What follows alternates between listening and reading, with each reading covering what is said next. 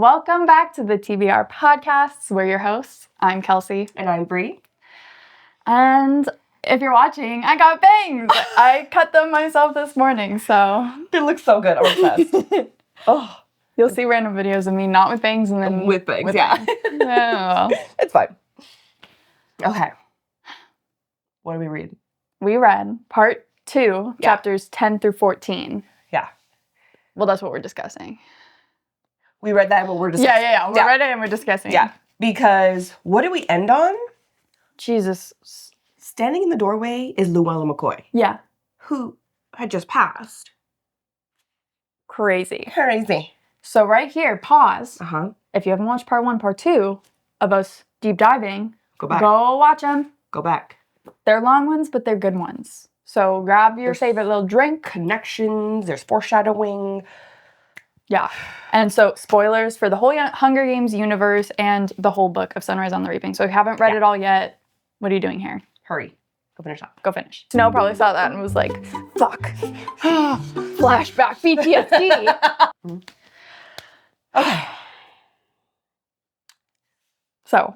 Walks to the door, Luella McCoy. Luella McCoy. What'd you think? I know we kind of touched on it last episode, but like I thought it was either like the mutt yeah. situation where they, use just the eyes from Hunger Games. So I was like, yo, what? Yeah. Yeah. Yeah. And then I was like, wait, did she actually just not die? I know. But we find out that it may look like Luella, but it's not Luella. Sure not her. And I was like, is this like maybe an early use of Tracker Jacker venom? Yeah. To get her, like this Lulu is, what they end up calling her, but like, is that what they use to make her kind of lose herself and be so, because like we know PETA, they use Tracker Jacker venom to make him think that Katniss was evil and I'm saying it has to be to like erase her past and who she was, instill in her that she's Luella McCoy and it's like hatch. Yeah. But like I wonder how much information did they know about Luella to give to her? Because it doesn't seem like there's a lot. I know, it's just like, I'm Luella McCoy, District 12. Yeah. And just like, hey Mitch. And Maisie and I assume all their names. Yeah, so it seems like they didn't know much about her. Just like, who's the same height and shape and yada yada. Which I suppose you could say is kind of a good thing because that means that they didn't take her family and like torture them for information. Right. But it was like they didn't need to. Yeah. Like there was no point to that. But just something to think about. It's crazy. Okay. Yeah, so she walks to the door. Haymitch is like, hello? Everything, Luella, you look exactly like her. And then I tabbed because like, nah, he knows his girl. He knows his sweetheart. Yeah. This isn't Luella. In the same way you instinctively know the wax pearls on the table lack juice, this girl lacks Luella's essence. He's like, she would have said, hey, hey, hey. Or, yes. How are you? But you can tell immediately, like, something's off, obviously. But, like, he's like, who are you? She's like, my name is Luella McCoy. I'm from District 12. I bet there's someone talking in her ear. Because we find out later that there's, like, someone a device in her ear or a device that, like, yeah. And then you also learn that there's a thing in her chest. And I don't know quite where that is. But I was like, is that continuously either pumping a mixture of the venom or morphling? To kind of keep her, like, docile. No, it definitely is. Because we know later that Haymitch is installed with the same sort of pump. And I was kind of wondering if, like, that pump was, like, kept in him. But it says they take it out. So I was like, no. Like, do you think it was, like, that's what, like, started his addictive gene, though? Yeah, like... absolutely. So sad. Yeah. And I like this question or this use of language that Suzanne Collins. I mean, she always is so like detailed in her use. And so she just says she says no question they've programmed her, probably drugged her as well, but like programmed. Like she's a computer. Like yeah, she's a she's object. not a human. And then they take her back. Mm-hmm. They're like, well, you gotta pretend, or, Yeah. Hello, Measly, Wyatt, Mags, and Wirus. It's just like, you can tell. So robotic. Yeah. My name was Luella McCoy. I'm from District 12. And then, of course, Measly, that's not sleeping in my room. Yeah. Oh. And then Hamish, she's gonna knock him dead in the interview. That's like all she can say. Oh, I feel so bad for her, though. But we do have Plutarch. We get a little bit of his opinion on it because he says, I don't approve of this. Mm-hmm. Because did he even know that this was gonna happen? Yeah, because like when she first walked in, she was like, hello, Plutarch. And he's like, hello? He can't stop staring at her. So he probably had no idea about this. He's just like, no, not at all. Fuck? Yeah. Crazy. Yeah. Oh, and then we get a little callback. Yeah. She's a stale marshmallow. We're supposed to sell her. Yep. And again, the use of language, sell her. Yeah. As Luella. Yep. I wonder how often they did this. Like, replace the tributes? Because it can't be that uncommon for a tribute to die before the games. Because you would think, like, a lot of people would run or be scared, or, or like, I'm going to kill myself before I can go in there, Because even in Ballad, you had tributes either try to leave or whatever. So it's not uncommon. Yeah. And we can tell right here, for a lot, that they think, we could put a whole fake one in there in the games. Yeah. We have interviews. No. That's crazy. What if one of them won? Wirus?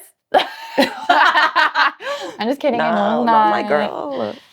But then we see Mags. Like, she's like, no matter what. That is a child right there. Yeah. She touches her shoulder. Are you hungry? Let's have something to eat. And she just, like, takes care of her. Like, we love Mags. We love Mags. I cannot wait to see her on the big screen. Oh, I forgot about that. Oh my god, this movie's gonna fucking obliterate me. Yeah. Yeah. But then again, another callback here because she takes up the plate and licks it clean like a dog. And it was between Luella and Maisley where Maisley was like, on the train, if you let them treat you like a dog or like an animal, they will. And she's like, I wasn't going to let them. Yep. It was about like the food and having cutlery and all that. But yeah, no, Pin the same thing. 'Cause it was just like, they'll just continue to treat districts like animals. They'll starve them. They'll program them, manipulate. It's just, it's crazy. And then we have her grabbing the bread, the certain kind of bread. Yep. And right away, Wirus and Mags clock it. Yep. And they're like, are you from District 11, child? And of course, she begins to cry, pressing the roll to her lips, pawing at her ear. Yeah, because they're probably like, no, you're District 12. Yeah, like, no. And then Wyatt. This is what made me fall in love with Wyatt. Yeah. Whoever she is, I guess she's ours now. Because, like, I knew Wyatt was, like, interesting because of his oddsmaker thing, but this was like, okay. Yeah. He has a heart. That's our boy. Yeah. And I'm going to cry when he dies. And then, I know, especially to protect her specifically. I know. Like, no, she's ours. Yeah. And I love that, like, right away, they're like, you know what? Yeah. Like, you're right. Yeah. But, like, I can't call her Luella because it's not Luella. Yeah. And so I think that's like another slight to the district, too. A little, like, low-key rebellious, like, we're not going to take what you give us. We'll point it out. We'll do our own thing, but, Yeah.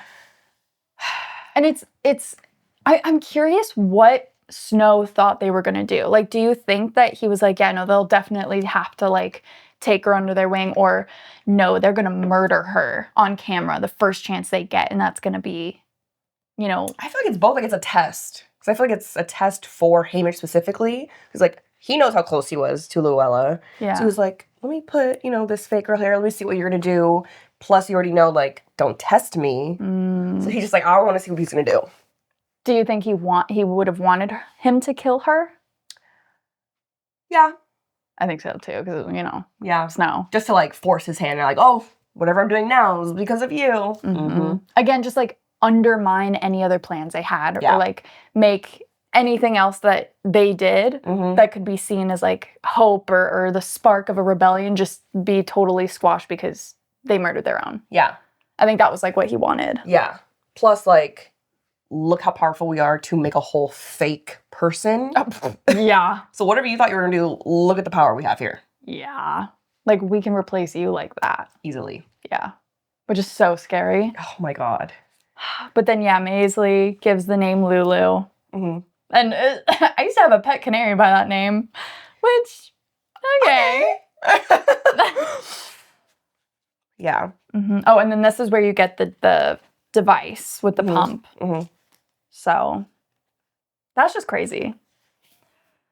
I didn't get too much. Oh, other than like later they all decide that like they're gonna sleep in the same room, all four of them. And then take turns like watching their backs to like practice. Honestly smart though. Yeah. Like to get in the habit of that. Yeah. Yeah, not District 12. Don't cut them out. Yeah, seriously. Don't cut them out. Yeah. I don't think I had anything else. Nothing too much other but than... I do think a little bit he kind of accepted her. Like the Luella Lulu. He's like, you know, it's okay, Lulu, a whisper.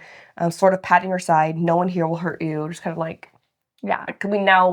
Now he knows, like, oh, this was someone, a child they took from a different district. Yeah. You know, abused and manipulated her. So, like, after, like, the shock has worn off, it's it's like, this is not just a object. This is an actual person who's got forced into this, like, you know? You're one of us. Yeah. Like, truly. Like, even more so him, because he wasn't supposed to be in the games, and neither was this little girl. So, like, he can really empathize. You got me there. You really got me there. Yeah. Here, though. Same. So, he's trying to, like, think of this lullaby that Lenore Dove told him that has to do with her name. I'm so curious, like, how it's going to sound, like, musically. I know. Because it's, like, it's a poem. Yeah. And we know the poem, but, like... How are you going to make it... Because he's like, I could try a lullaby. So to me, this is like a lullaby sound. Yeah. So it's like soft. And, yeah. Because in ballad, a lot of them were like kind of folky. Yeah, strong. Yeah. Yeah. So I'm curious what it's going to sound like. I know. It has to be like kind of like more like the meadow song. Yes. Or like the hanging tree. Yep. Like deep and dark. Oh my God, it's going to be so good. But then he hears a little tapping. A rapping upon my door. What's that? And a rapping at my chamber door. Yeah. And he's like, okay, that's not in my head. That's a real rap. Yeah. So he goes, and Beatty is there. And because like, wait, first before that it's like all the lights are like it just everything got turned off or something got restarted. So there's like flashing and clicking, and there's. Oh, yes, all the lights just vanished. She's like, power's just off. Whoa. And then he hears a tapping, comes in. My guy, Beatty. Yeah. My guy, Beatty. And to me, this just shows how powerful Beatty is. And that's, like, obviously why Snow wants to keep him alive, because of how smart he is. But, man, what a gamble to keep him alive. He's so dangerous, too. Like, he's able to turn off the whole city. Yeah. He just can turn it off. And... not only is this not the first time that he's tried to rebel, we know it won't be the last. Sure won't. So I'm curious, how many more times? Yeah. Because Beatty can only have so many kids. Yeah. So we only know about another one and a wife.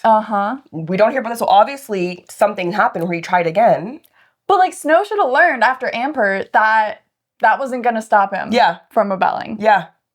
It should have been, we had you mentor your child in the games, saw him die in the games, and you're still rebelling? Yeah. And you're that powerful and that smart? Yeah. Yeah. Y'all need to try different tactics. Yeah. Or just kill the guy. Thank God they didn't, but... No, love him. But then we also get a little knock of information here where Beatty says, I came up the utility steps from the 3rd floor. Wyrus knocked out the power in the building. The surveillance cameras are down. She estimates we have about 10 minutes. Are you serious about breaking the arena? But we get here that Wyrus obviously is also extremely smart. They come from the same district. Yes. So But they're working together, Beatty and Wyrus. And who knows if this is the first time. Right. Like, I wonder if he helped her because I wonder if he was her mentor. Oh, definitely. In the last game, right? Definitely, yeah. And if there was some sort of camaraderie there. When was the communication? Because no, that was after her games because it was right before, or at the reaping, he found out, oh, this shit, they knew that it was me and they're reaping my kid. So after her games, since he was like mentored her, do you think she was probably a part of that whole communication system going down? Oh, yeah. But we just didn't know about her because like, oh, she's new, but it's like, oh, Beatty? Like they just focused on him. True. Maybe. Yeah. I'm thinking. Yeah. But anyways, he's like, are you serious about breaking into the arena? Yeah, it's meant to do. Like, okay. Well. What breaks the machine? Let's go. Let's do it. Which is crazy that, like, he didn't see, like, yes, Haymitch is, like, a little bit worried about his family, but also I feel like he's not worried enough. I especially seeing Beatty talk to you about this plan when he tried something and his son's in the games. Like, they're not. You see Luella, Miss Lulu. Yeah. They're not going to use your family. I don't know. But, I mean. Maybe he's thinking, I'm going to die in the games anyways. Right. I'm going to, go down swinging. But, like, since I'm dying, they're not going to touch my family. Right. Because that's kind of what Snow insinuated. Yeah. But still. But, like. What if you didn't die? Which, I mean, hello. Yeah. And then, like, also, what if he finds out before you die? And he's like, oh, guess what? Bye-bye. Say hi to, your kid. Like, what? Yeah. Hey, but you know what? He's what? 16? 16. Hey, little youngin'. You know, you don't know. In a perilous position. There's a lot going on. He can't think of all, the risks. But then we found out the plan. What did you think of the plan? What did you think of this whole thing? We're gonna drown it. Yeah. I mean, it makes sense because, like, electricity, all that stuff, you put water on it, that's a no-go. So, I guess so.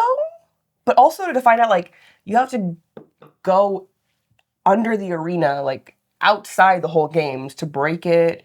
But I'm like, they're going to be watching you every step of the way. So it's like, I don't know how practical it sounded. And then also, like, I feel like what we knew of Haymitch's games, I was like, I got this sense that, like, okay, they did take stuff out or not show stuff, but, like, I was like, where does this fit in? Yeah. Like, does this end up happening in the games? Does something go wrong that, like, he didn't get to do this? And obviously we find out what happened, but, like, I was just, like, shocked. Yeah, and also, like, during the games, when they tried, obviously didn't succeed. Did they, obviously they knew they tried to sabotage it. Right. But they didn't, like, there wasn't any repercussions. Like, there was after the fact. But, like, I feel like during the games, like, oh, shit, they're trying to break it.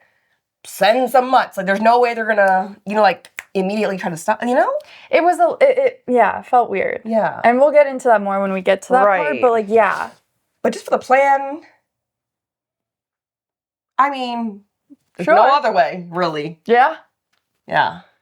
I mean, yeah. I was just, again, like, I was just so surprised because we know that he does the whole bouncing off the force field. Right. So I thought if anything, that this little bit of rebellion would have to do with that. Yeah. Rather than, like, oh, the electricity and drowning in this. Yeah. Which I guess, like, okay, this is cool that we're getting something new. But I almost wanted it to be more about the force field, I guess. Yeah. But maybe it's like she didn't want to do that because we see that in Catching Fire. And plus it's supposed to be like propaganda. You don't know what happened. So, like, if what we did see was just the force field. Because, like, I had no idea he tried to rebel. Right, obviously, during the game. So maybe that's why she didn't say anything. Because, like, they would have obviously covered up any type of thing with that. Yeah. So on to chapter 11. Yeah. So we also get some insight on when the Victor's Village in 12 was built. Yeah. And it was built for Lucy Gray when she won. Which I didn't realize. No, me neither. Maybe it was mentioned about it, but I don't remember it being mentioned. I don't know. Because I don't think she ever lived there. No. Because she would have lived with the Covey. Yeah, I didn't hear any mention of that. Yeah, so if there was, like, let us know and tell us what page, because I'd be interested to read that back. Right. Because I really don't remember. Yeah, I have no mention of the Victor's Village. Yeah. Interesting. Yeah, so no one's ever lived in it. Right. So yeah, so I was just like, thought that was interesting. Yeah. But you know what's weird? It's just like, you know, the arena has a capacity to drown itself because, you know, it has all the stuff, so you drown it, you know, you're gonna fuck up everything. But like, was really the only way to drown it, like, you need a tribute in there to go, you know what I'm saying? Like, you wouldn't think of like, Beatty could hack it to be like, you know, turn the water on and fill, you know what I'm saying? Like, I'm sure there's so much more security for that he didn't have access to. Like, he's smart, or it's like but more like easier to be found out if you try to hack it or whatever. Maybe. Yeah, because like bomb, yeah, you put it on there, you can't really hack into that or stop that. Okay. Also, maybe like the way that it's done, if it's just hacked, then it may seem like it was intentional from the Capitol. But this, they could like spin that for real. Yeah.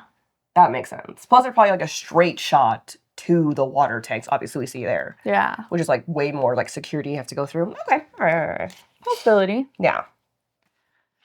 So, I didn't have like too much here. You have a little something there. I had a little something just because like, you're not going to be just you. You'll have Ambert.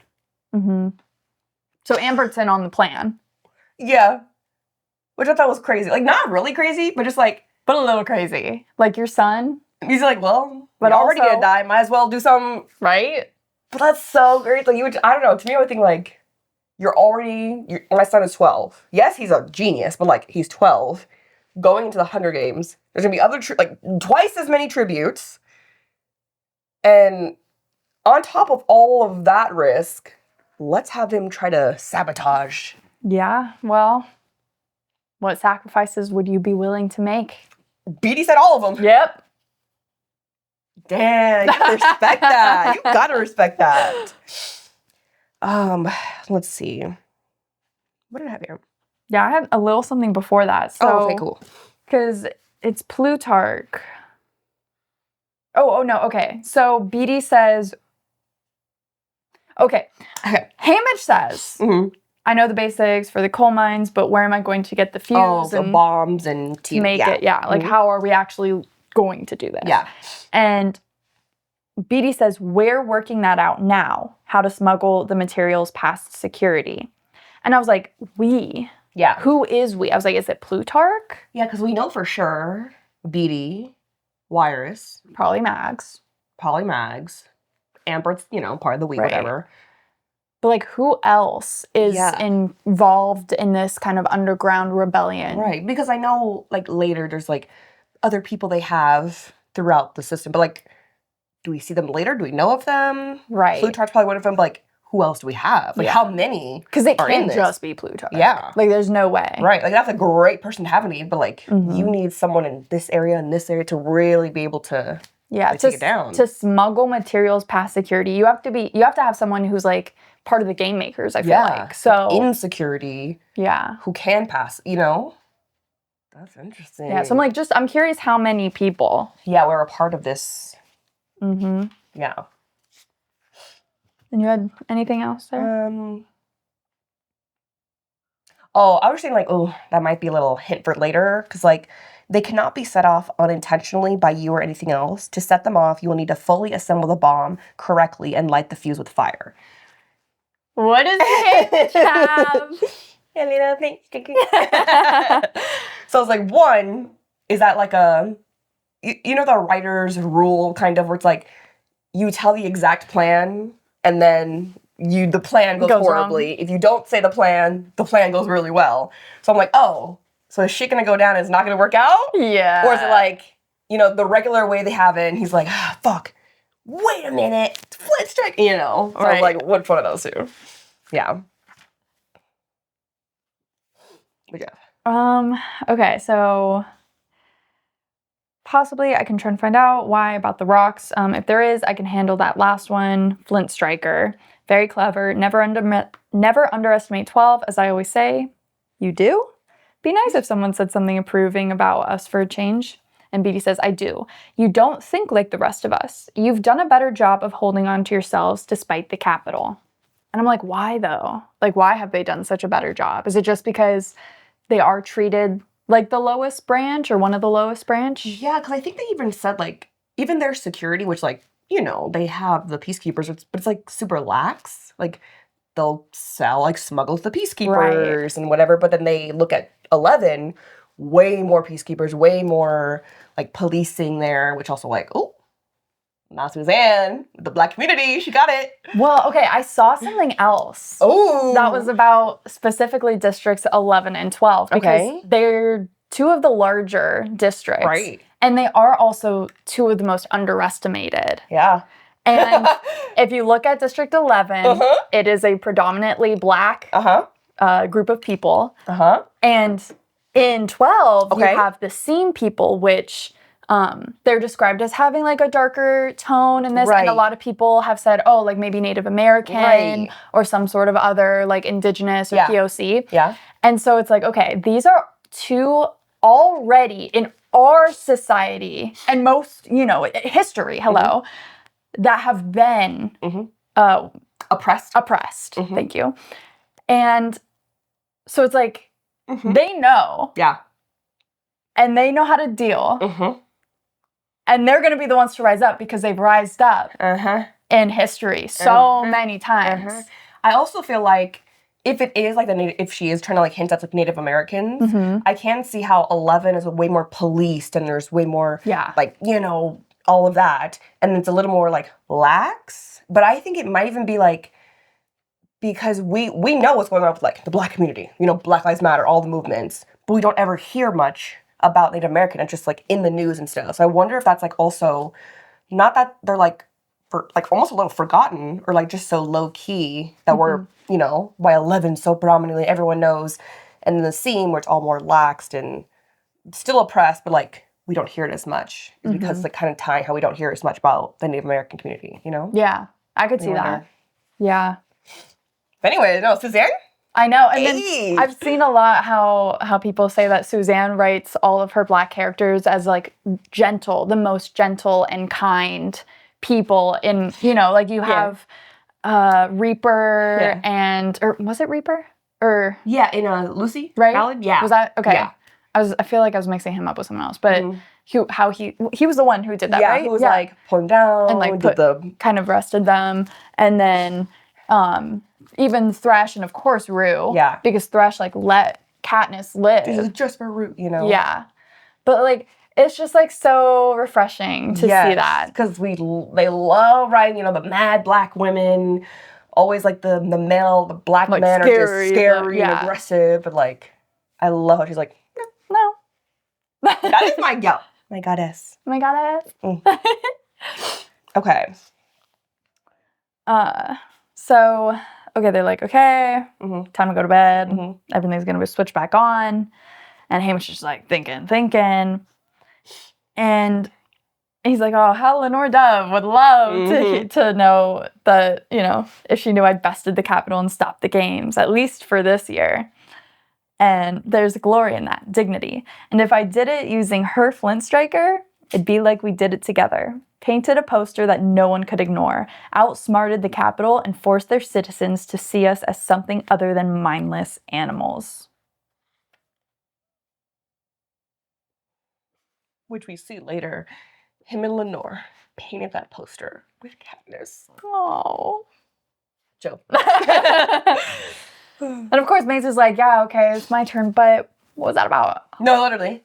Like nothing? Everything's cool? Yeah. It was like, if the cameras are back on, listening, really can't pretty much. No. Which, I mean, I guess Maisie kind of caught on, but like, even in the game, she kept being like, you know something. Tell me. Good, we're in the game. No, the camera's on us.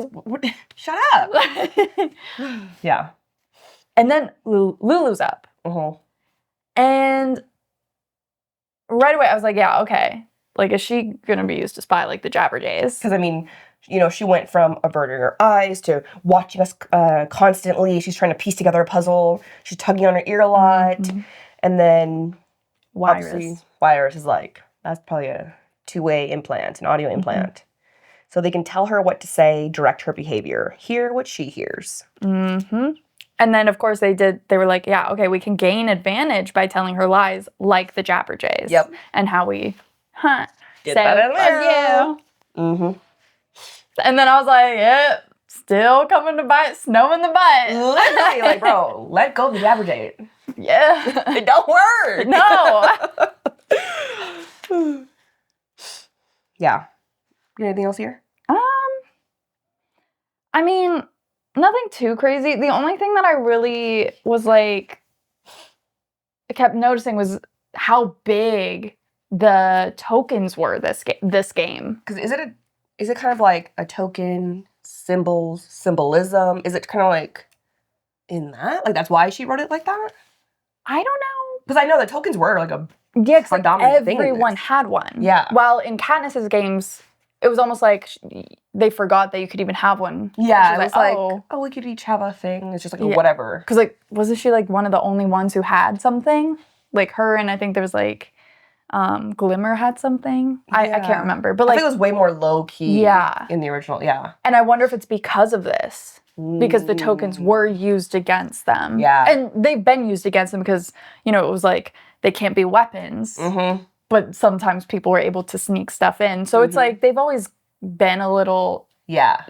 Why they didn't just full on just, all right, no more tokens. Yeah. Like what was the point of giving them? Like being allowed to have tokens. Is that just be like, look, didn't say we didn't do anything for you? It's kind of like that. Maybe. Interesting.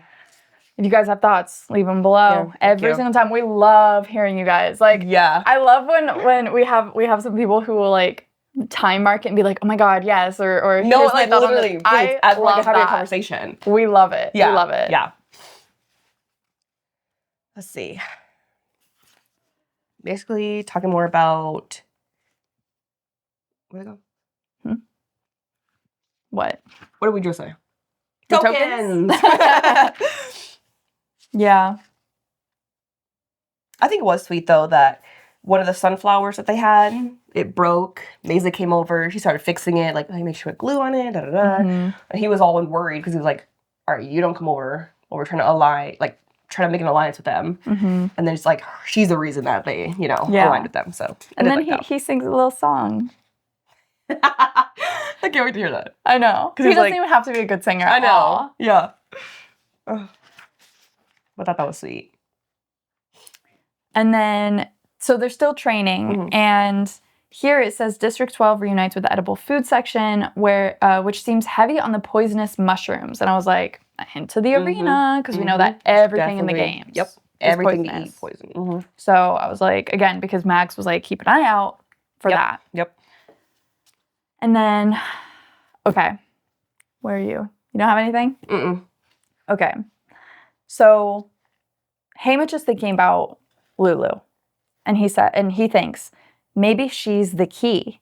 Maybe I can say that Luella was the one thing I cared about protecting in the games, and now I'm all about myself. That I'm using the Alliance for one purpose and one purpose only. That I'm determined to win these games and get back to the girl I risked everything for and the family I had a touching goodbye with. I'll convince them I want to be the first tribute from 12 to live in the Victor's Village. I'm just a punk kid who tried to escape the Peacekeepers, confronted Snow, and spat on the audience for good measure. A guy who's only out for himself.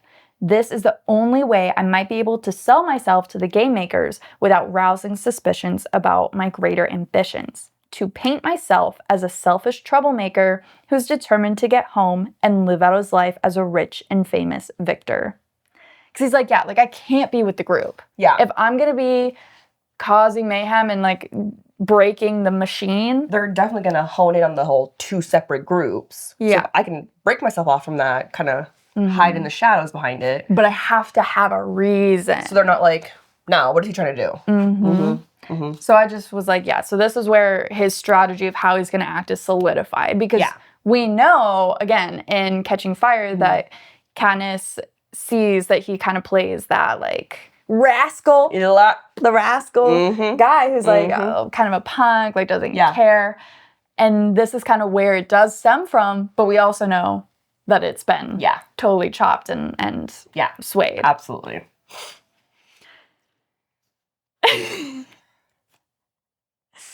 Because then, what does he do for his little talent show? What did he do? So Because he was like, didn't he, like, say shit to them? Yeah, so he's just like, so they're like, oh, tell us about yourself. And he's like, I'm Hamish Abernathy from District 12. I shouldn't be here. I was raped illegally, but no one cares. Oh, yeah. My neighbor Luella McCoy was the only person I gave a hang about, but you killed her and brought in a body double. So that kind of frees me to win these games. He's just talking shit. Yeah, because I was just like, oh, God. If I was on, I'd be like, ooh, that's a little cringy. What are you going to do? Yeah. And so they're like, hey, like, do you have, like, we've noticed you haven't, like, you don't possess any outstanding skills. And he's like, oh, really? Because where I'm standing, looks like I came up with 31 people who've promised to defend me. But maybe that strategy is a little too subtle for you. Are you willing to let them die? Why not, lady? You are. I don't think Hamish just doesn't have the right... He didn't got the right stuff for it. No. And that's why Katniss was better. Yeah. Because his was too overt. Yeah. Well, Katniss, she was just like, no, pay attention to me. Yeah. And then she got 12. Yeah. I would have given Hamish a 1 too. Because we got Maisley and Wyatt get a 6. Like, fair. Good. Lulu pulled a 3. That makes sense. Sure. And me, I got a 1. That's so funny though. Like, what do you do with that? But also, yeah, like, he didn't do anything. He didn't show them that he could do anything. He didn't convince them that he could do anything. He just tried to... What's the word?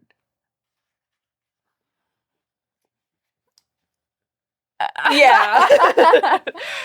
Just talk shit. Yeah. And they're like, okay. Like, Anyways. On to chapter 12. Chapter 12.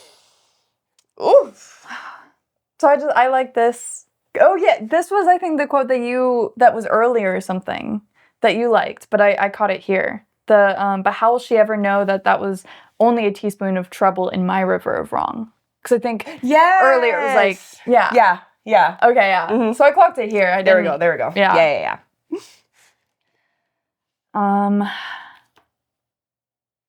Let's see. But then we get, well, the Covey have an eye for beauty, that's for sure. Heard you have one of Tam Amber's pins. Well, I don't care much for Mockingjays, blah, blah, blah. Which is, well, if I escape the capital and survive, maybe I'll give that pin a second chance. And it does get a second chance. It does. It does. That's so beautiful. It does. Okay. And then... yeah, pin it too. So, Maisley's like, oh, Lenore Dove. Like, she doesn't like me or girlfriend. And it's not because of any pin. And, Hamish is like, he doesn't get it. He's like, yeah, well, maybe you're mean. And she's like, partly, maybe. But mostly because I know her secret. And she hates being at my mercy. Her secret? What's that mean? It means how come she's got orange paint on her fingernails when she shows up to play for the mayor's birthday party. You ask her that if you get home. I was like intrigued. Oh yeah. I was like, oh. Because it kind of goes like the Covey are mysterious. Yeah. Like, oh, where'd she go at night? And but then later we'll learn what the secret is. It's just like, okay. And it doesn't seem like that big of a thing, but yeah. I get it. Yeah. Because, like, the other stuff she's done, she hasn't specifically said that, like, oh, that was me. She hasn't been caught for it either. Yeah. We'll get there when we get there. It's whatever. But I was just... But he's like, nail polish is pretty pricey. Does she think she stole it? Oh, hamey-wamey. But I bet Snow was like, ha, told you. No, literally. You don't know your girl. Covey, you're mysterious. Yeah. Okay. Mm-hmm. Here, this is where they're practicing. Oh, yeah. For all important. Their interviews. And Drusilla is there. Again, she's like being an asshole, but when is she not? Mm-hmm. And they're like, okay, well, what? Give me something to work with. Mm-hmm. Like, what about you? And Wyatt, he's like, oh, well, I'm an odds maker. A what? What's that? And so they explain, And they're like, oh, okay, cool. Like, let's work with this. Mm-hmm. And Wyatt goes on this whole thing, like, well, obviously, but what made these games a novelty is that all 48 tributes have locked into an alliance before the start. Nothing like this has ever happened before, blah, blah, blah, blah, blah. And if you're not afraid of some risk, it's better bang for your buck if you back a more obscure newcomer because the odds are not in their favor, so they'll pay off higher in the end. And Drusilla says, give me a name. No hesitation. Wyatt says, Hamish Abernathy. He scored a 1. Exactly. With no apparent handicaps. He's physically fit, and his behavior suggests a boldness that disturbs the game makers. And then even Hamish is like, oh, you don't have to do that, Wyatt. He's like, I'm not doing anything. This is my honest assessment of your chances. Maisley's not bad either. What about yourself? Oh, I wouldn't bet on me. Which, how accurate is Wyatt, though? Because I can see now. He's like talented. Probably got his family a lot of money. Yeah. Because, Hamish literally wins. Yeah. And Maisley was one of the last 3. What, top 3? Yeah. Yeah. And then definitely wouldn't bet on him because immediately. Yeah. Crazy. Oh, but I love Wyatt. She's like, no, like, don't underestimate yourself. I know. And he's like, that's not. Like, they'll play up on how intelligence matters. Reference me. Say, Irish won the games last year without shedding a drop of blood. Brains matter. Yeah, but it doesn't really. Not here. Not in this game. Not in this one. Well. I mean, yeah. Yeah. Not for Wyatt. Not for Wyatt. Not for Wyatt. So, let's see. I love Maisley. Again. For real, where's my girl? Just being Just a silly little. goofy. Love her. And she's just like, oh, well, I can't believe people with so much money have such bad taste. Here you are with mountains of cash, and this is where you wound up? Talking about, like, Drusilla's outfit. You look like you jumped right off our candy counter back home. Just a peppermint stick nightmare you are. And I love that. Yeah. She's like, I'm just gonna be honest. He's like, I don't give a fuck. Fuck all y'all. Yeah, sassy. Yeah. That's me. Yeah. And, of course, like, well, Lulu couldn't do anything. And I like this when she's talking to Hamish. Mm-hmm. So, 12 has a lunatic, a computer, and a shrew. What are you? Bad news, apparently. Else I'd get a 1 in training. And Mag's like, good. Highlight it immediately. Own it. Mm-hmm. Well, how'd you do it? Earned it. The game makers don't like me. It probably started when I messed up a peacekeeper during the reaping. She's like, whoa, you can't say that. Whoa. Oh, my God. But then he goes with that whole... Yeah, so, because she says, they'll respond to a bad boy, not a rebel. You need to be naughty, but not dangerous. Yeah, there we go. And it's like, naughty, not dangerous. That's it. Be a rascal. A charming, naughty rascal. But, like, why does he take her advice? I think because that's what he was kind of like... I think that's what he wanted to do. But he just didn't understand where the line goes. Because he was like, I need to separate myself from the alliance a little bit. I gotta put on this, like, character. Right. And she's like, oh, too hard. You're gonna be like, oh. And so he's like, oh, okay, I do see. Yeah. I do gotta, like, make it more low-key. So they don't see me as a rebel and follow me in the game because I'm a rebel. And then just kill me. Yeah.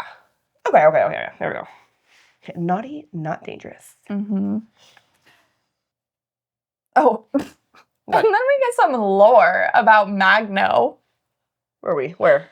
At the bottom here, they're like, oh, he's puking all over the place, talking like a crazy person.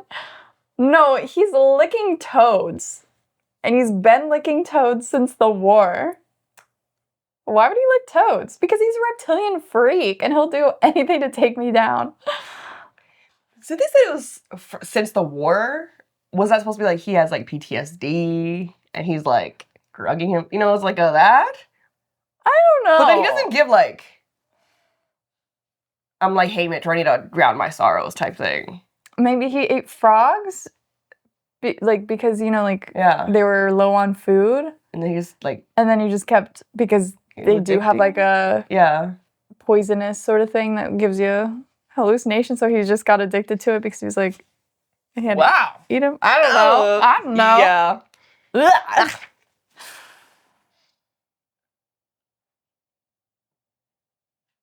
Yeah. Anyways. I'm like, I can't. But then real quick though, we start talking about Proserpina. Mm-hmm. Okay, anyways. She's all talking about her sister and like get the best pep we can, blah blah. And then she's like, you know, later always talking about like what we gotta do, and she's like my sister always says, or you know, like she says, a positive attitude is 90% of the battle. And I'm like, Effie?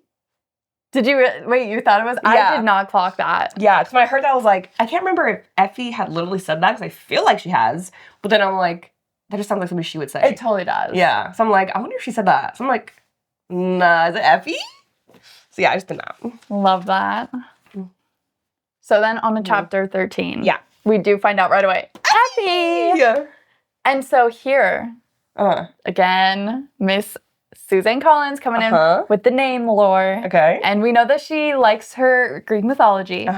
And so Proserpina and Effie. So Proserpina is another name for the goddess Persephone. Right. And Effie, maybe her full name is Persephone. And she goes by Effie. Oh my gosh, yes! Because every time I would read the Proserpina, I was like, I kept thinking like Persephone. I always kept seeing like I was reading that. Oh, yeah. Yeah. Oh my... Wait, I love that! Right? So I wonder if Effie's like full name is Persephone. You know it is! Oh, Suzanne, that was good. That was good. Oh. Yeah. But yeah, so she comes in, she's all ready to help. She has like all the clothes from their relatives, their great aunt Messalina, and what was the other name? Great uncle Silius. Yeah. And this is also another story here about these names. We find out in here that there's something that must have happened with their family. Yeah. Like there's blood stains. Right. And a lot of people have theorized that maybe they were cannibals. And I also had that thought. But like they reference that from the war, a lot of people kind of like turned to cannibalism because there was no much food. Like how Snow was saying that, like he saw a guy, saw a leg off, you know, like. So like how would that, if other people did it, be the like stain on the trinket family? Right. So the names. Here we go. So great aunt Messalina. Messalina is known as the third wife of Roman Emperor Claudius, and is a historical figure. It's not mythology. It's actually a person. And she had a scandalous reputation and accusations of sexual excess.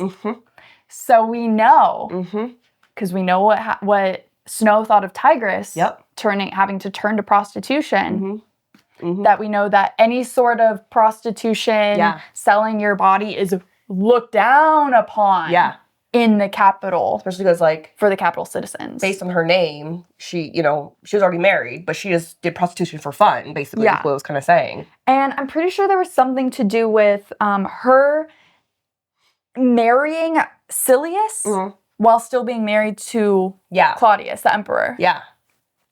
So again, it's like we get the two names to kind of solidify, so what wasn't cannibalism, maybe they did. Right. But also it was probably prostitution and then double marriage, if like that whatever. was in here, yeah. So that's probably what is tarnishing the trinket name. Yep. So. Which I'm glad it's not cannibalism. I know. Well, because you and I were talking about that earlier, and we were like, if it was cannibalism, like, okay, and that's where they draw the line? Yeah. Rather than, like, kids going, like, killing each other? It's still, like, in a killing, I mean, just more grotesque, kind of, if you know, but it just makes more sense now. Yeah. Yeah. But so, then, prostitution. Yeah, prostitution. But we get another little thing here. I know we're being prettied up for slaughter, but at least we might have some sponsors now. Prettied up for slaughter again. Because they're animals. Yep. Yeah.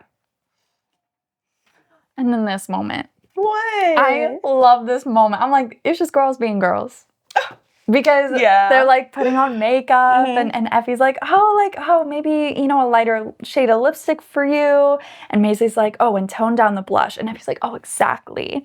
And for a moment, they're just two girls on a mission to beautify the world.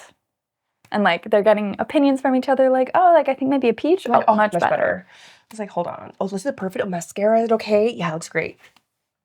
And then like, she drops her stuff and then Haymitch like picks it up. And Effie looks slightly surprised. Yeah. She's like, oh, thank you, Haymitch. That was very considerate, especially given your circumstances. And he's like, oh, well, thank you for bringing us some dress-up clothes. And Effie, you deserve to look beautiful tonight. And I think you're all being very brave.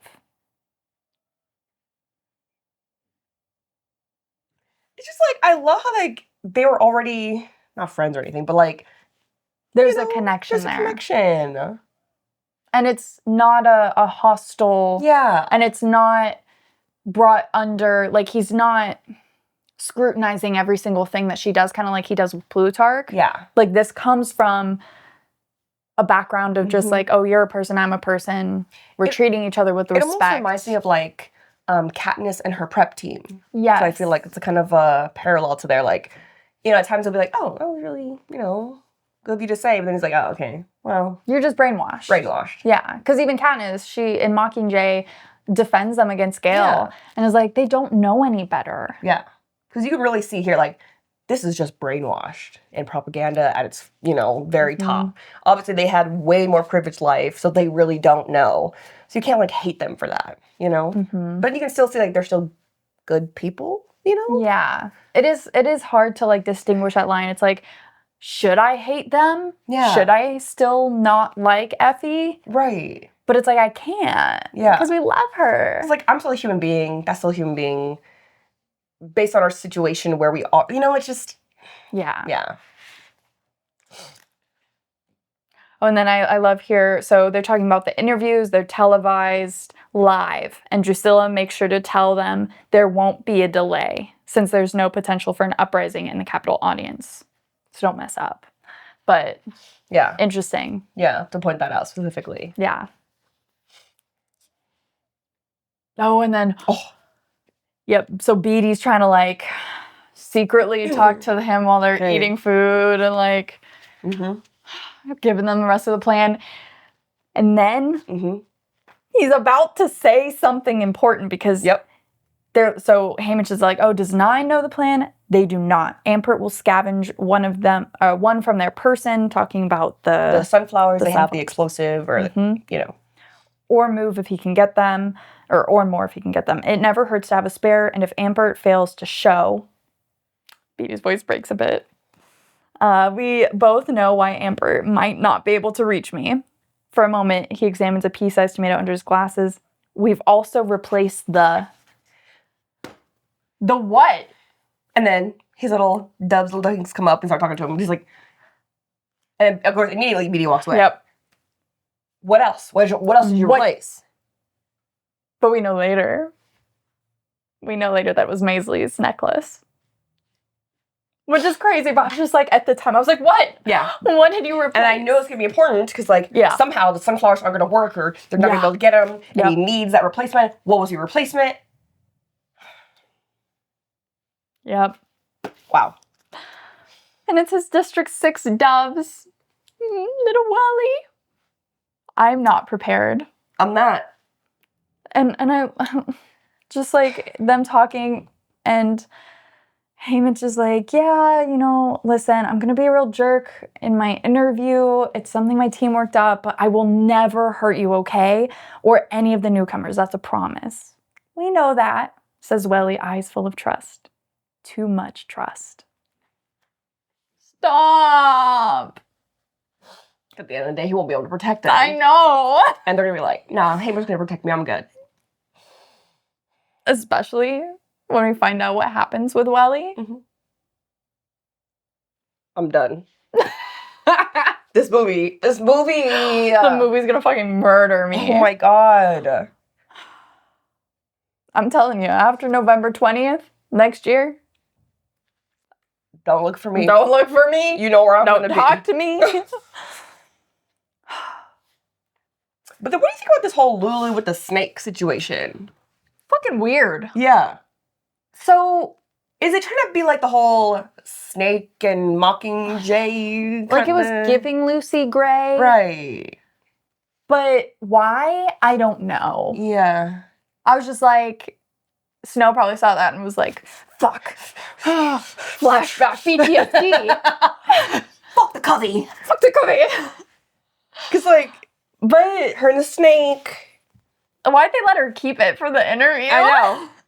They were like, oh, well, that's some entertainment. But it is weird. It is. Do you think that in District 11, where she's been taken, there are fields?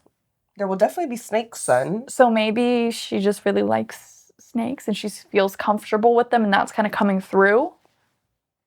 Okay. Yeah. We'll tie it to that. Okay. Let us know down below if you know. Yeah. If you have like a thing on that. But then we see the main man. See the Flickerman. Do you think they're going to use Stanley Tucci? I hope so. I'm like, that man doesn't I age. have to. Like, he can pull it off. Plus, like, they say, like... He looks the same. He looks the same. He's been doing it for so long, but he looks the same. So it's like, you can tell he's done work to, like, look the same. Yeah. I don't care. Honestly, they can use any sort of technology to de-age him. I don't give a shit. It has to be him. Yes. I love him. Yes, he's so good at it. So good. Like it better be.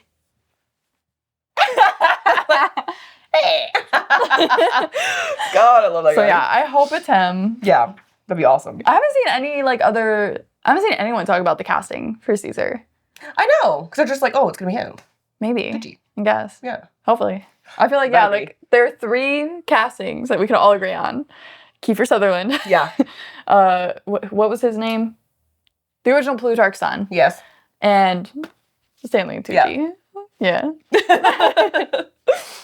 So I had a lot of stuff in this. This I have for I had a sparse. I had a, Oh, yeah. But like, boom. Talk to me. So they're starting, and on screen, Caesar launches into a brief retrospect of the other 49 games, starting with the no-frills version of the early years directly after the war, when the tributes were thrown into an old, bombed-out sports arena with weapons and little else.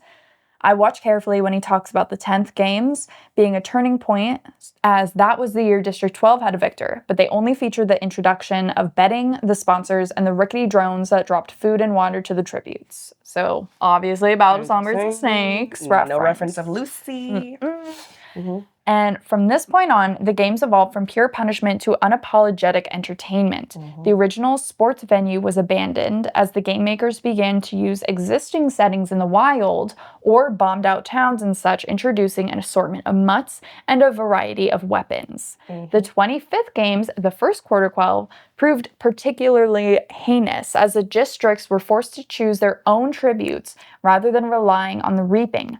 Another flickerman named Lucky hosted with commentary from a relic of a woman named Gall, who was credited with coining the phrase, "May the odds be ever in your favor," for the anniversary. That phrase has caught on as a way to wish someone good luck, but if you think about it, it's a sadistic thing to say to a tribute, given that survival's an impossibility for 23 of the 24 kids. For this first quell, the game makers had the tributes kick off the capital portion by riding chariots through the streets in district-flavored costumes. Rather than scout a location for the games, they built an arena for a single use. Also, the cornucopia made its first appearance loaded with weapons and supplies, triggering a heated bloodbath when the opening gong sounded. For the last 24 years, they've unveiled a brand new arena each year based on a different environment or theme, from a desert to a frigid landscape to Wyrus's reflective puzzle, which they called the Nest of Mirrors. It's just crazy how much lore we got there. Yeah. And also, to me, this shows how the capital has continued to gain wealth and more wealth as the districts just get poorer. Yep. To know that we can elevate it each year, like so much money is going into the games to make it this staple. It's just... Yeah, because they said, yeah, we started off with a bombed out sports arena. And then we were able to move to already, like, it was, where was it? Existing settings in the wilder, bombed out towns. And then it was the first quell. So it took them 25 years to get to where they were like, oh, you know what? Let's make a single use game arena. Yep. And then I would say they just kept getting more and more extravagant. Yeah. Especially with the last one being viruses, the nest of mirrors, like, because it was saying like, desert or frigid landscape, like. And they're like, you know, nest of mirrors and bring out the muds and like they can say like each year we just gotta make it bigger, like as it's some big show entertainment, like the way they're desensitizing. But at the end of the day, children are murdering each other in here. But each year we gotta make it more dazzling and spectacular and yeah. And also, may the odds be ever in your favor. Coined by Gaul. Did we have that in Ballad? I don't remember it being in Ballad. Because they're saying here that it was coined on the 25th games, that first quarter quell. So we wouldn't. I don't think it was in the other. Was it in the movie? I don't know. Because like now I feel like I can picture Viola saying it. They might have added it in, but just I don't know. Yeah. But at first, because I forgot when that was. So like with the whole odds maker, I thought it was gonna be Wyatt who coined the phrase. You know? That's kind of what I thought too. But then I was like, oh, right here, Gaul. Yeah. But I couldn't remember, so. Me neither. Should have done a little reread before, but. Let us know. It's fine. That's what you guys are here for. Thank you. You're our memory. Thank you. Yeah. And then we get straight into the actual interviews, starting with Panache. And they tear this boy apart. I'm the biggest, the beefiest, the best. My word. Sounds like we should barbecue you. That's right. I'm all meat, little man. So gross. Even your brain? Not my brain. Obviously, it's great stuff. What does it even matter? I think brain matters quite a bit. Like, they just immediately turn him to make him look like a stupid, beefy guy. Yeah, so I highlighted this. The capital citizens lose it, and so do I. Until I remembered the joke's not just on Panache. It's on all of us stupid, clawed district piglets. Animals for their entertainment. Expendable for their pleasure. Too dumb to deserve to live. And the rest of the time, during the other districts and the other interviews, they always try to reference back to Panache to be like, remember the joke? He's stupid. They're all fucking stupid. It's just... Trying to, like, switch up the tactics, but it's just not working. Yeah. While the newcomer alliance, they're coming off as, like, oh, like, smart, and they actually have a plan, and everything lines up with what each of them are saying. And I'm like, again, I'm thinking back to what do we know about Haymitch's games from Catching Fire. And I was like, there's no mention of these quote-unquote newcomers. There was no mention of an alliance from anyone other than the careers. And so I was like, I know they're going to just do something here. Because they, are talking about the newcomers with the different districts and like, okay, what's the plan, What about their numbers? What plan do the careers have discussed to counter the newcomers? And like, the careers, they're like, Caesar's like, what's the plan? What are you gonna do? Da-da-da. They're just like, kill him. Whatever. Newcomers, they come in, we're gonna do this and this and this. We already have a whole plan. We have a way, how are you gonna kill each other? We just gotta stick together until we get, like they have their way, they seem way more organized and like prepared for this. Yeah. Which is also bad because like, for the games, the careers are like, stable for the games. So for the newcomers to be like, a strategic, making the careers look stupid or whatever. It's like hurting the games and the whole like, But it is different. Yeah. So like it could still be entertaining because it's different than other things. Yeah. Like but then for us to not hear about it later, they're like, Right. oh, they made the games look a little sillier, whatever. Yeah, well, it's like we have to undermine them. Yeah. Because these are the They're coming together, And if they came together in real life, that would cause trouble. Yeah. Absolutely. And Lulu comes out with her snake. Mm-hmm. And Lulu is going a little crazy. Yeah. And she goes, "You'll murder us. You'll murder us. You'll murder us. You'll murder us." And she just keeps like going crazy, pointing at the audience. You. And it's like, she can't help it. She's not in her right mind. And they're like, "Oh, we could have her up there. It'd be like a funny little spectacle." You shouldn't have given her the snake. But then now it's like, "You'll murder us." You're like, "Oh, hold on." She's talking too real. Yeah. Make her look silly and, crazy. Mm-hmm. Yeah. Oh. Then we get to Haymitch. So I was thinking back because we did see a little bit of Maisley and Wyatt. And Maisley just went down the line, just talking shit about each one of them. But they loved it. Yeah. And then interesting with Wyatt and stuff. But yeah, Haymitch. So okay. So they get to Haymitch and they're like, "All right, hey, talk to me, da da da." And then before, this is the first time they will hear me speak. I want to make a lasting impression. But suddenly, I'm not thinking of great Uncle Silius. I'm thinking of Woodbine Chance, who should have been standing here in my place. He was always walking the line of trouble, but people liked him, especially the girls, too young to be considered a real danger yet, but certainly a rascal. So I like how he went from I'm not going to do this whole Silius playing into the whole, facade, but I'm going to be Woodbine. I'm in my District 12. I'm going to, solidarity. This makes me wonder, though, if what would have happened if Woodbine Chance hadn't been shot, and if he went into the games. Because him just taking on the persona of Woodbine to literally make it his strategy. No. And weren't they said earlier, right, that the Chance brothers were distantly related to the Covey. The rebels? But wasn't there something they're in a rebel-y way? Right, because I think Arlo Chance, that's their relative. And he was the one that, back in Ballad, he was... supplying the gun? Was that? Was that? Let me look it up. Yeah. Because I know you sent me something. Yeah. Was he the one? He was the hung one. He was executed. Yeah. He was the one the hanging tree was about. Yeah.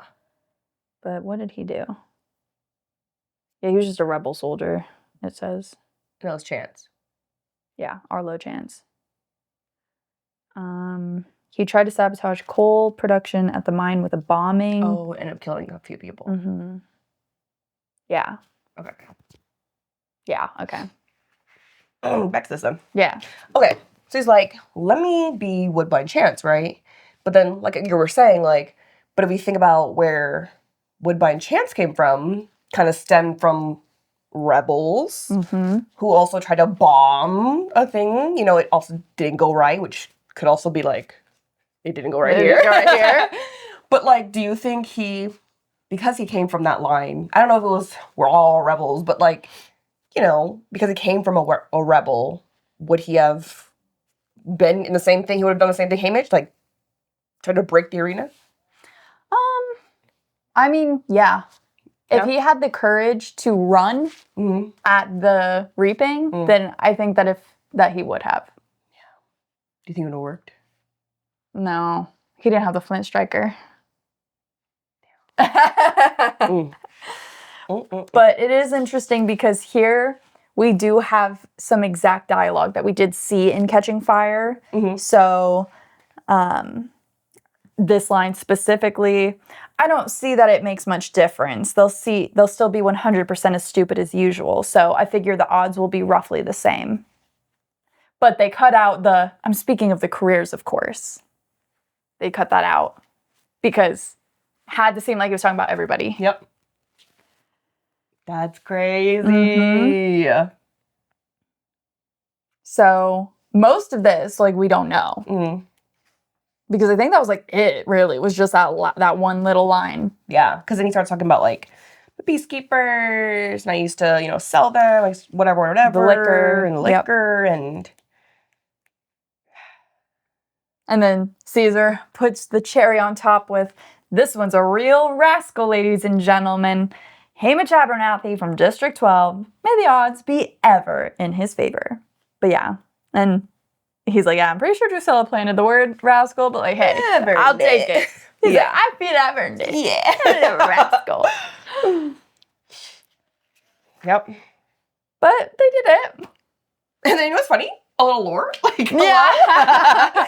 We got Magno, you know, Drusilla considers this, just so long as, you know, Magno's stiff is never mentioned. You know, Magno who, blah, blah, under her breath. Effie says, "Some marriages should never have happened." Drusilla and Magno were married? Hello? I mean, technically they still are. Yeah. Hello? That's so funny. I love that, though. Yep. I thought that was hilarious. And so they go to the Heavensby mansion. Yeah. Wyrus and Mags aren't there, not invited. Yeah. But Plutarch is there. And he's like, hey, Hamish, I know you don't like me, and you certainly don't trust me. But you should know that despite appearances, a desire for freedom is not limited to the districts. And your misfortune does not give you the right to assume so. I hope after tonight you'll consider this. Which, I love that. Mm-hmm. And again, it just makes me think how many people in the capital think the same way. Right. I also want to see, like, why do people in the capital, even district, like, you know, why? In places of mission? But, like, is it just, like, they have a brain or, like, oh, children killing themselves is fucking crazy? Like, we shouldn't, you know, like, since they're around such heavy propaganda, what made them be like, no, we need to be rebels and, like, end this? You know what I'm saying?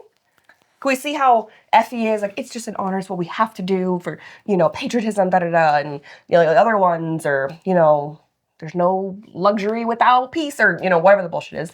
But, like, what made the people in the capital, or whoever's in the rebellion that's in the capital, like Plutarch, like, what made them become rebels? You know? Well, we know for Plutarch, he has the Heavensby Library. Mm-hmm. And he said, you know, I'm one of the only ones who's read it. Capital people, they don't really read, which is unfortunate because everything you need to know is in books. So I think, at least for Plutarch, he was able to read about history that's probably been eradicated from capital schools, if there's even schools. Mm-hmm. And, well, there are schools, but you know what I mean. But they're being raised to be dumb. Yeah. America. Mm-hmm. So I'm sure that it has to do with who's been educated and who's been able to find education. And I think that's really it. Yeah. And it probably starts with that feeling of empathy or sympathy. Mm-hmm. And then if you choose to act on it, to find answers and to find, you know, how to help. Isn't that crazy? You should need to educate yourselves. Literally. That's crazy. But Plutarch is like, hey, you know what? I'll try to give you a little something, try to show you that, like, we're on the same side. Get a little phone call. Hello? Yeah? Hamish, is this really you? Lenore Dove. Lenore Dove. Did you really think it was her? Yeah. I did too. I didn't have any thoughts. Yeah. But I was like, the way Plutarch has been, like, throughout this, I'm like, okay, I'm pretty sure he was really trying to, like, I'll give you something. Yeah. But here, I love this quote. Again, every single first paragraph. I know. She's like, hit me. And says, sometimes she cries because things are so beautiful and we keep messing them up. Because the world doesn't have to be so terrifying. That's on people, not the world. Yeah, people are fucking up everything beautiful in this world. It's our fault. I love that it's like Lenore Dove was the one that kind of influenced him to want to be you know, to like be a rebel. You know what I'm saying? Yeah. He's like, I should do this for her. Okay. And so they talk together, and she's like, oh, I've been arrested. Why? Oh, well, I was playing music. And what music was she probably singing? Because she doesn't tell him. Mm-hmm. But the Goose and the Common, the Capitol Store, the Hanging Tree. Yep. I wonder if we're going to see that, or if they are just going to be in the phone call. Because you know how, like, sometimes in the movies, like, they were showing, like, the rebellion in Catching Fire, like, them breaking things and forming together. Yeah. So I wonder if, like, we'll see a little bit, like, of it. Because I hope so. I have to see Hanging Tree in this. I know. Like, we've seen it. No, we didn't see it in Ballad, did we? Did she sing it? She did, right? She did. She did. Yeah. Okay. Yeah. I think I was thinking Meadow Song. No, yeah. Which Yeah. I really wanted to see that too. Hey, maybe we'll get that here. Well, it's not in there. I know. But yeah, I want to see Hanging Tree in this. Absolutely. So. Absolutely. But yeah, she's just saying like, oh, you know, she went down, but Like, I'm okay. good. Again, she's trying to like keep it. Yeah. Like he doesn't need to worry about me, panic about me. Like, he's going to the games. Literally going to the games. Yeah. So, but I love. They're kind of like trying to say goodbye without really saying goodbye, but also like goodbye. Yeah. So I love this. So now you're trying to get them to hang you. You do, and I swear I'll, like in one of your songs, my ghost will hunt down your ghost and never give it a moment's rest. Promise? She sounded a little more hopeful, because if I could count on that, I think I could bear it. But what I can't bear is, what if we're never together again? We'll be together always. I don't know how, and I don't know where. I don't know anything, but I feel that in my heart. You and me, we will find each other as many times as it takes. You think? I do. But not if you do something stupid like getting yourself killed on purpose. I feel like that could throw the whole thing out of whack. You stay alive, play your songs, love your people, live the best life you can. And I'll be there in the meadow waiting for you. It's a promise, okay? Okay, I'll try. That's my promise back. Lenore Dove, I love you like all fire, that's for always. I love you like all fire too, you and no one else, just like my geese, I mate for life, and then some, forever. Mate for life. Yeah. That was good. What did you think of I don't know if we talked about this already, but I love you like all fire? I thought it was a cute little reference to Ballad. To Ballad? Yeah, because Lucy said, like, I'm gonna, I don't know, give him hell like all fire. I don't know. She said all fire in there. So I was like, oh, it's a cute little cubby thing. So I thought it was sweet. But you didn't vibe with it as much, right? I didn't like it as much as Katniss and Peeta being like, you know, real, not real, and like always, and that sort of thing. Yeah. It didn't hit the same. No, yeah. I almost feel like it was used too much. I know a little bit, yeah. But I'll take it. At least right here, because this was good. Yeah, this was good. And then at the very end. Yeah. don't talk about it yet. Not yet. But this was interesting to me. Mm-hmm. So Hamish was like, how did you do this? So like they hang up and then Plutarch. So how did you do this? And Plutarch shrugs, I have an old friend in 12. Who? I don't think we ever get this answer. We don't. So who? Because they don't. It has to be a peacekeeper. I know. A mayor. Peacekeeper. Right? Do we ever see that later in Hunger Games? I don't know. Like, there are peacekeepers. Specifically, it's Darius, the redheaded one. But I don't think I don't remember his age. Yeah. So I don't think he'd be old enough. Mm-hmm. Yeah. Could be like his dad, you know? Because then if he's later, you know? Yeah. I know. I don't know. I don't think we ever see. I mean, it possibly could be the mayor just because Maisley is in the game. So, like, but why wouldn't he also say, oh, but Maisley needs to talk to Merrily? Right. So that's where I'm like, okay, maybe not the mayor then. No. I'm thinking a peacekeeper. Because obviously she was, arrested, so you'd need a peacekeeper to do that. Right. But I don't think we ever see him later. Mm-mm. Unless they want to say it's like, oh, his dad. Yeah. Yeah, I don't think so. There's just some things we'll never learn. And then Plutarch. Him. Yeah. So, like, I just need you to trust me right now, you know? More importantly, I need you to trust the information I'm about to give you. What information? About how to break the arena. Huh? Plutarch?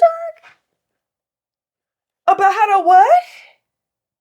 Now, Haymitch is smart here. I'm like, kudos to Haymitch. Uh-huh. Because he's like, okay, I gotta... He's like, well, they probably know something. Yeah. They're trying to, like, get me. So I have no idea. I don't know. And then even Plutarch, he's like, yeah, okay, that's smart. I see you. But still hear what I have to say, okay? Yeah. I don't have any real security clearance, but my cousin knows a game maker's apprentice. So blah, blah, blah.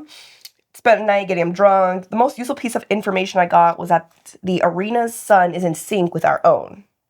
It's like, isn't it always? I mean, sometimes. But the reason this will be of importance to you is that since the sun rises in the east, you'll be able to tell direction. And he's like, ooh.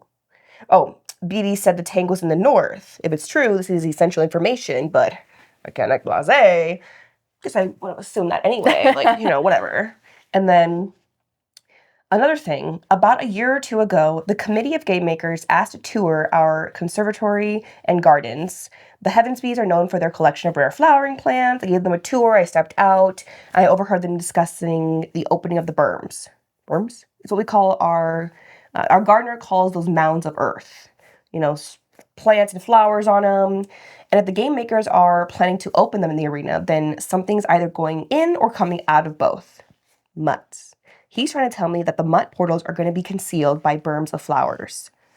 You completely lost me, sir. And I was like, Haymitch is good. Yeah. Haymitch is to good. Continue with that. Yeah, and like, this just shows how later he's able to like act and pull shit off later. Exactly. Because like, no more implicit submission for you, Haymitch Abernathy. Blow that water tank sky high. The entire country needs you to. But also this line right before that. Mm-hmm. One last thing. From the Capitol's perspective, the games are the best propaganda we have.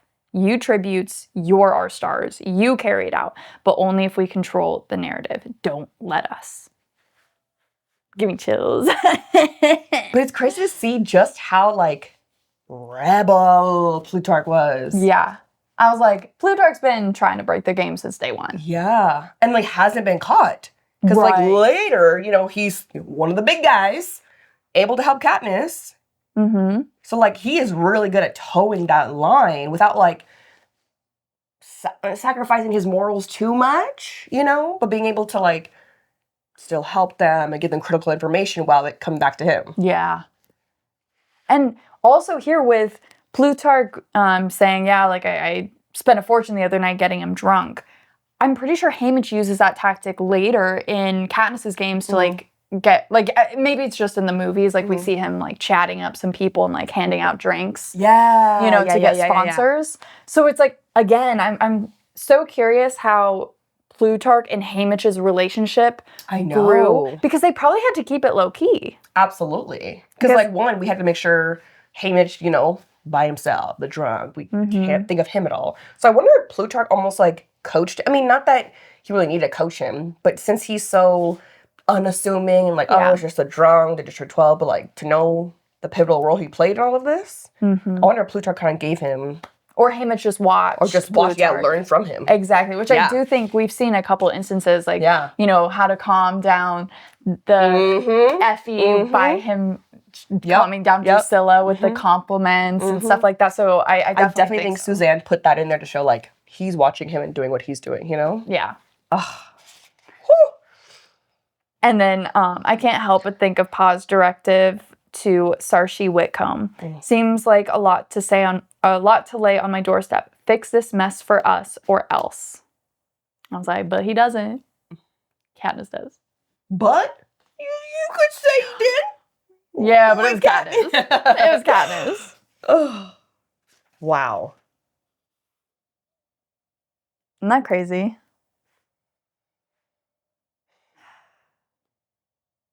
All right. What else we got? So here, I had highlighted, so let's start with the basics. Public opinion is driven by emotion. People have an emotional response to something when then they come up with an argument for why it's logic or why it logically makes sense.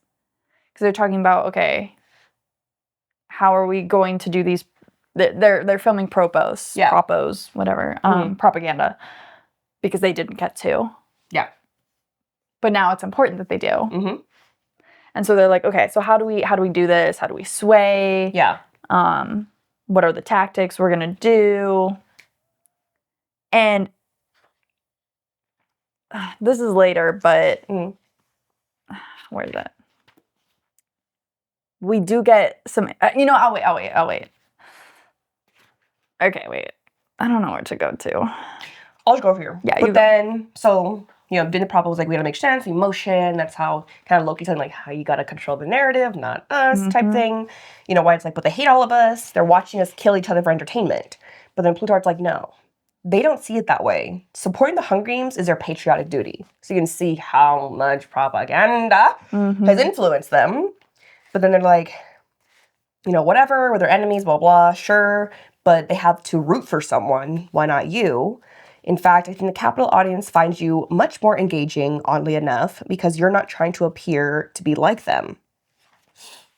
It's like exactly, it's been a concern in the capital lately that district citizens are aspiring to break in here.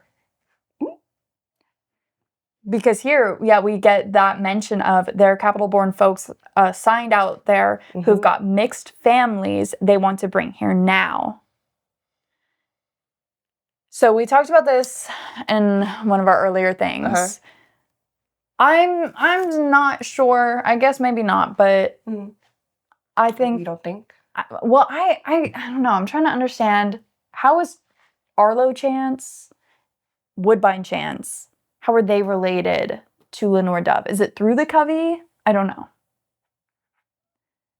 Because what I was saying was I think that Lenore Dove, her mom is... Maud Ivory. But her dad, I think, was either like a peacekeeper or some sort of like capital. Could it be... What's the age? Of what? His peacekeeper in 12? Is that like... What do you mean? Who's peacekeeper in 12? Plutarch. Because I have a friend in 12. Well, we don't know. I know, but like, could it be that? You think? I doubt it. No. Because Lenore doesn't know anything about her dad. Or like, they don't talk about her dad. Oh, yeah, true. Anyways, okay. I don't know. But I do think that that's interesting. Yeah. Because it is curious, like, how often that happens. Yeah. And they're like, oh, we got to call the career something. Like, we got to give them a stupid name. I know. I really like too. Oh. Okay.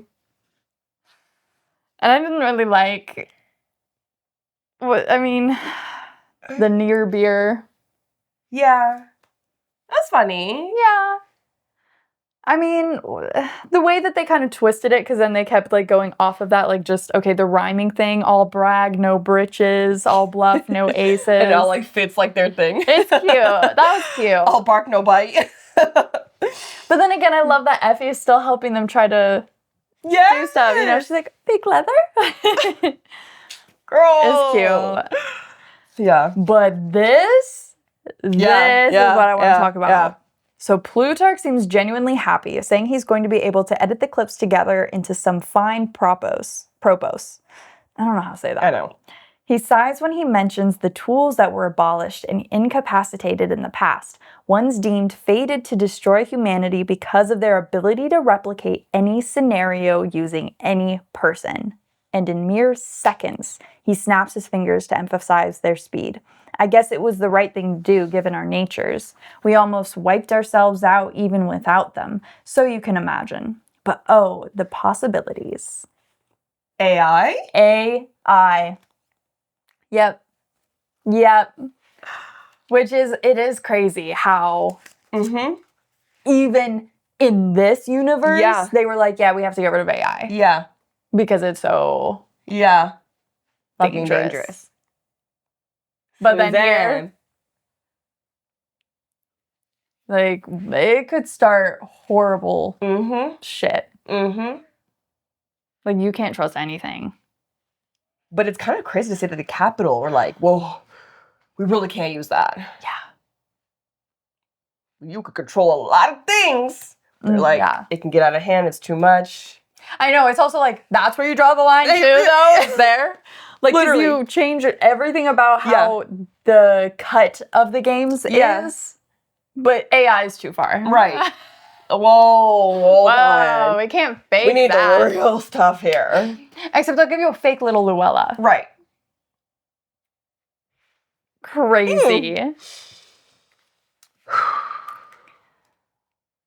Yeah. And then you just get a little bit more of him kind of thinking about Lenora. It's just crazy that that's really his life. The raven is going to be him. That poem is going to be him. Like, he is... And the girl with the north. So they always do that.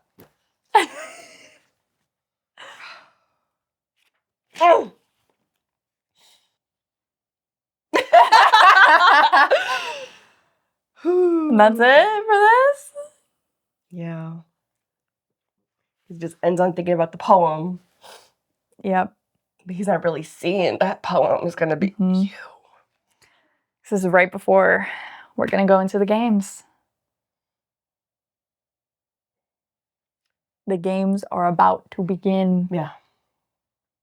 So I feel like there's a lot of prep for what's about to go down. A lot of hints, a lot of foreshadowing. So we're about to see everything play out. Yeah. Like, how is this plan to destroy the arena gonna come to fruition? Obviously, it doesn't work because later we don't hear anything about it, but that's propaganda for you. Yeah. What happens with Haymitch and his family and, like, specific the details for it. Mm-hmm. Crazy fucking shit. Yeah. I'm still, like, in shock and awe on this book. Yeah. Just, like, all the underlying messages, the subtle references, just political commentary. She really said every single time, she was just like, no, I have to make it more obvious. Y'all aren't getting it. Mm-hmm. Reading is political. Yeah. Whew. What's the next chapter? So we got to discuss. Next week, Friday, we'll be covering chapters 15 through 18. We're starting the games. It's going down. Oh. And then we'll be on to part 3 after that. The last part. Damn. But if you forget and you need to remember what you're supposed to read, go to our Instagram at the.tbr.podcast, where we have a calendar listing every single episode, when it's coming out, and what we're going to be talking about, which chapters we'll be discussing. So just go on there, follow us, so you'll never miss that. And subscribe, hit that like button. Notification bell as well. Mm-hmm. Don't forget. Put all your thoughts. Like, we love reading them. It's so fun. It's like, what's the theories? What's the thoughts? What do you agree, disagree? Like, let me know. Mm-hmm. So we did have one commenter talk about musical guests for the movie, because in the original trilogy it was like Taylor Swift, Maroon 5. There was songs by them, and ballad it was like Olivia Rodrigo. Yeah. And I saw someone mention, of course they were talking about like Taylor Swift and like Evermore and stuff, but specifically Chappell Roan. And I was like, no, Chappell Roan would kill a song for this. Oh my gosh, she would eat that up. Right? Especially because their newest song is giving country. Yeah. So I feel like she could like come in here with like a cubby type vibe. Oh my gosh. That would hit. Yeah, that's happening. Right? That's gonna happen. And she's so big right now. Yeah. So. Yeah. Oh my god. No, I can't wait. All right. We'll see y'all next week. Bye.